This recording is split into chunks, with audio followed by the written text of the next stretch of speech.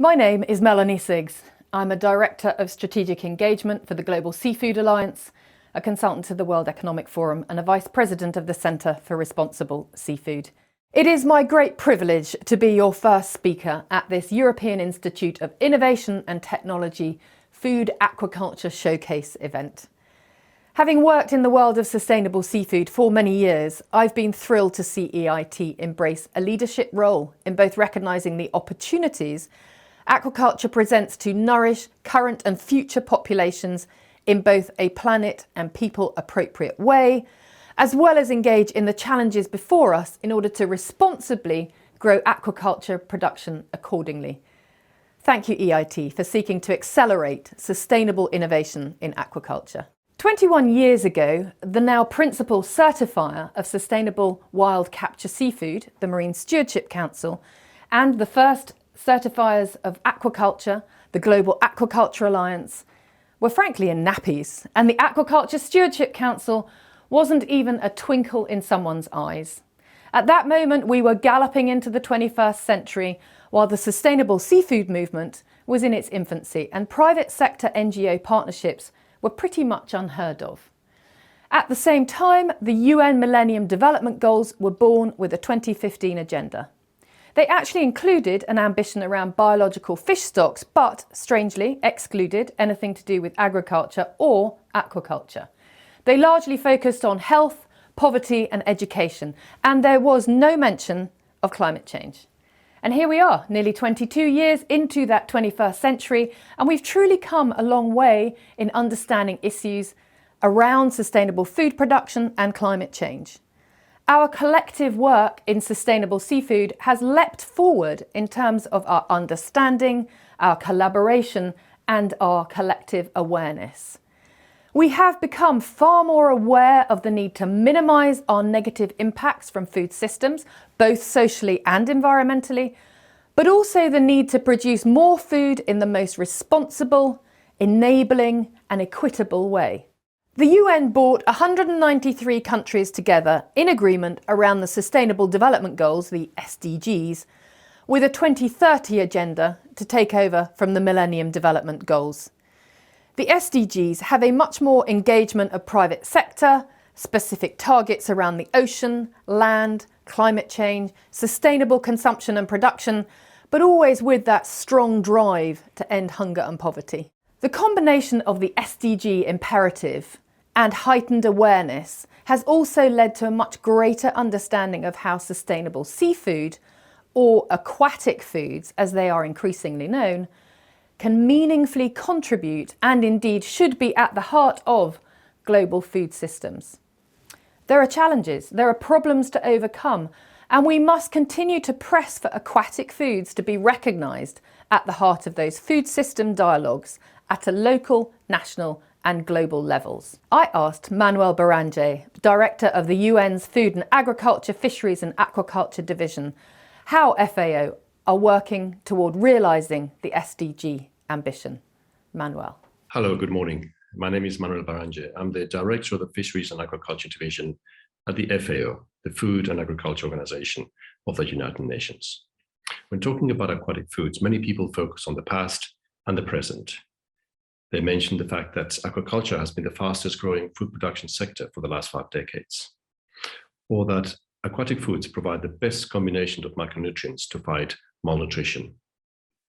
But I'd like to focus more on the future. And what I'm telling you is that unless we truly transform aquatic foods, it will be very difficult to end hunger and poverty by 2030, as the Sustainable Development Goals demand. And what does it mean to transform aquatic foods and their sectors? Well, in FAO, we have a plan, Blue Transformation, which has 3 very specific objectives. First, to truly expand aquaculture throughout the world, but particularly in food deficit regions such as Africa, a continent that only produces 2.5% of global aquaculture production today. Second, to transform fisheries management in places where sustainability is failing or is unknown. And that includes better and more equitable access to resources and the development of methods that work in data-limited and capacity-limited regions. And third, to innovate in the area of fish value chains that are some of the least developed in the food industries. If we work on these three elements, these three objectives, we can truly transform blue systems and ensure that we contribute to the ending of hunger and poverty. If successful, blue transformation will increase our per capita consumption of fish by the middle of the century by more than 25%. That will make a difference, and we hope it does. Rally behind blue transformation and work with FAO to achieve its goals. Thank you. Thank you, Manuel. Fish provides some 3.3 billion people with almost 20% of their average per capita intake of animal protein. In 2017, fish accounted for about 17% of total animal protein and 7% of all proteins consumed globally. FAO tells us that the percentage of fish stocks that are within biologically sustainable levels has fallen from around 90% in 1974, 75% in 2000 at the turn of the century to 65% in 2018. Meanwhile, global aquaculture production has increased by 228% in those last 3 years alone. And I'm here to talk about aquaculture. Aquaculture has expanded fish availability to regions and countries with otherwise limited or no access, and often at lower prices, which has led to improved nutrition and food security. At the global level, since 2016, aquaculture has been the main source of fish available for human consumption, overtaking fish from wild capture fishery sources. In 2018, this share was 52%, a figure that is expected to continue to increase. Meanwhile, world fish production, consumption and trade are expected to increase, but with a growth rate that is a little slower than we've seen in those recent years. And so to conclude on some of those global figures, courtesy of FAO, total fish production is expected to expand from 179 million tonnes in 2018 to 204 million tonnes by 2030. And remember that 2030 agenda of the SDGs. Aquaculture production specifically is projected to reach 109 million tonnes in 2030. That's an increase of around 32%, 26 million tonnes from 2018. And world fish consumption in 2030 is projected to be 18% higher than in 2018. So more fish being eaten, more fish being produced, and predominantly from aquaculture sources. So this is very good news for the SDGs, given that responsible aquaculture has lower greenhouse gas emissions than other animal proteins, can provide essential micronutrients, and it has a flexibility and adaptability that's not enjoyed by many other food systems. Our current food system as a whole is unsustainable, and there is much evidence that global and good aquaculture is a part of a portfolio of aquatic foods that can nourish current and future populations. At the recent UN Food System Summit, which seeks to transform those food systems, it was recognised that transformation would be incomplete without the inclusion of aquatic foods, and that includes aquaculture. And it was identified as one of the 7 priority areas for action for the scientific group. This provides immense opportunity for nutrition and lower impact food systems around the world. But what's happening in the EU? EU aquaculture accounts for about 20% of fish and shellfish supply in the EU, the rest coming from imports. And it directly employs about 70,000 persons, which to me doesn't feel a great deal. The sector consists of only around 15,000 enterprises, mainly small businesses or micro enterprises in coastal and rural areas. Overall, EU production has been more or less stable since 2000, whereas global production has been growing between 5% and 7% per year. Global aquaculture production is very diverse in terms of both species farmed and methods of production, so sea cages, ponds, raceways, on-land recirculating systems. There are around 100 different species that are currently farmed around the world. However, in the EU, aquaculture production is largely concentrated on a few species: mussels, salmon, sea bream, rainbow trout, sea bass, oysters, carp. The EU Farm to Fork strategy underlines the potential of aquaculture as a source of protein with a low carbon footprint. The European Commission recognises that this sector can make an important contribution to climate change mitigation, the reduction of pollution and the protection of ecosystems. It can also be part of a more circular management of resources.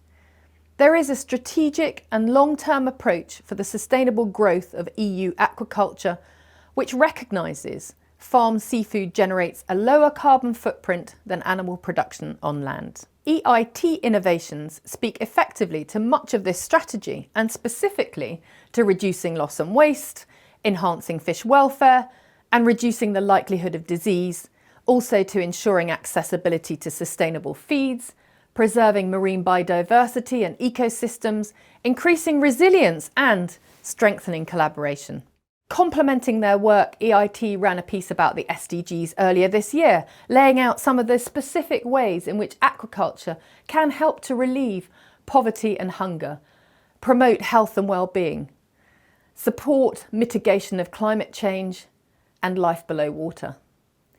With those goals in mind, I asked Lara Barazi, President of the Federation of European Aquaculture Producers, to record a short message to include in our presentation today.